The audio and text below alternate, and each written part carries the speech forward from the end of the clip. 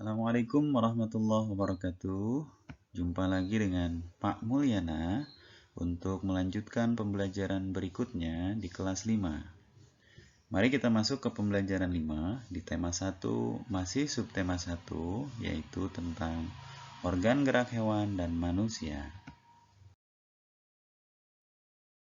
Apa sih tujuan dari pembelajaran kita pada kali ini? Yang pertama, dengan mengamati gambar, siswa dapat merangkai sebuah cerita dengan pede, percaya diri ya. 2. Dengan mengamati gambar, siswa dapat mengetahui ciri-ciri hewan vertebrata dan avertebrata. Yang ketiga, dengan membaca, siswa dapat menentukan ide pokok dari masing-masing paragraf dengan tanggung jawab.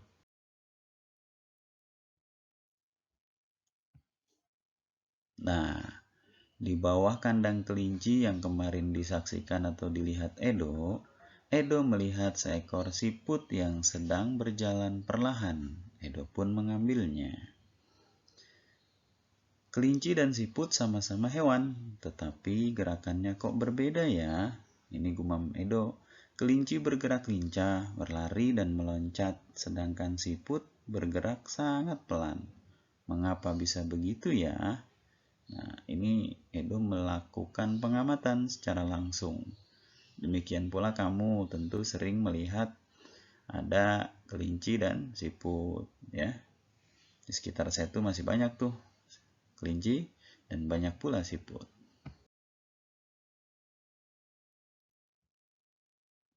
Amati kedua hewan ini ya, lalu temukan perbedaannya. Tuh, ada siput dan kelinci. Kamu bisa kerjakan tantangannya. Apa karakteristik kelinci dan apa karakteristik siput? Ya, silakan lanjutkan.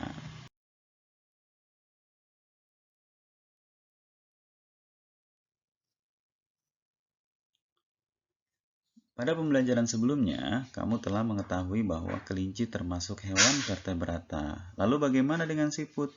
Siput merupakan hewan avertebrata.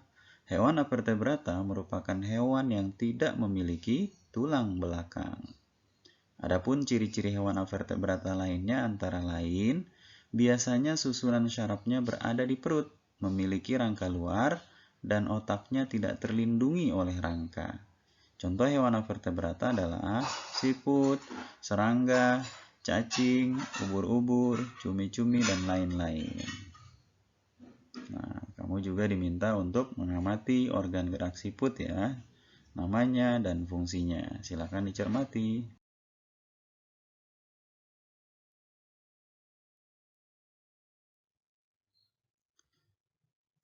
Nah, sekarang kita coba mengamati ya.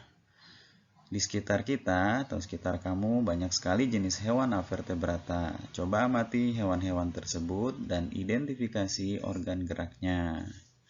Ya. Contoh ya, ini ada belalang, cacing, ubur-ubur. Yang ada saja, kalaupun ada, silakan kamu tulis ya, namanya, organ gerak tersebut dan fungsinya.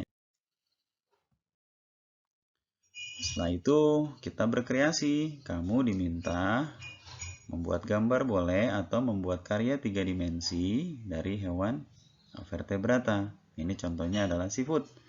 Boleh pakai plastisin, boleh pakai kardus bekas atau hal lainnya.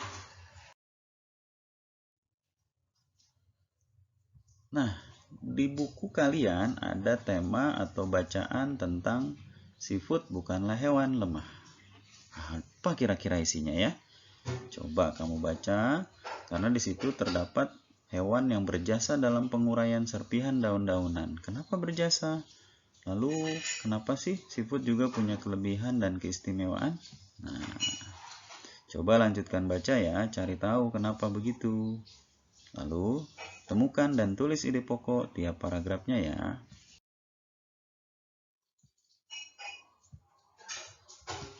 Kemudian kamu juga berkreasi. Nah, kali ini kamu akan diingatkan kembali tentang gambar cerita atau ilustrasi. Ada beberapa corak loh dari gambar ilustrasi. Nah, yang pertama adalah realis. Jadi realis adalah gambar yang dibuat seperti keadaan aslinya. Nah, ini contohnya. Yang kedua, karikatur. Karikatur adalah gambar yang melebih-lebihkan atau mengubah dari objek aslinya. Ini contohnya ya. Yang ketiga, kartun. Nah, sering ya kamu lihat tontonan, film-film kartun dan lainnya. Jadi kartun merupakan gambar yang berfungsi untuk menghibur dan berisikan humor. Gambar kartun dapat berupa tokoh binatang atau manusia. Yang keempat, dekoratif. Dekoratif adalah gambar yang disajikan dengan mengubah bentuk objek aslinya, namun tanpa menghilangkan ciri-ciri khasnya. Itu contohnya ada ya di atas. Lalu tantangannya, buat gambar ilustrasi ya. Boleh kamu pilih salah satu corak gambar tadi. Boleh corak realis, boleh juga corak karikatur, boleh corak kartun atau dekoratif. Demikian ya pembelajaran kita kali ini. Ingat, jaga prokes, jaga imun, dan jaga iman. Tetap semangat dan siap jadi anak hebat. Wassalamualaikum warahmatullahi wabarakatuh.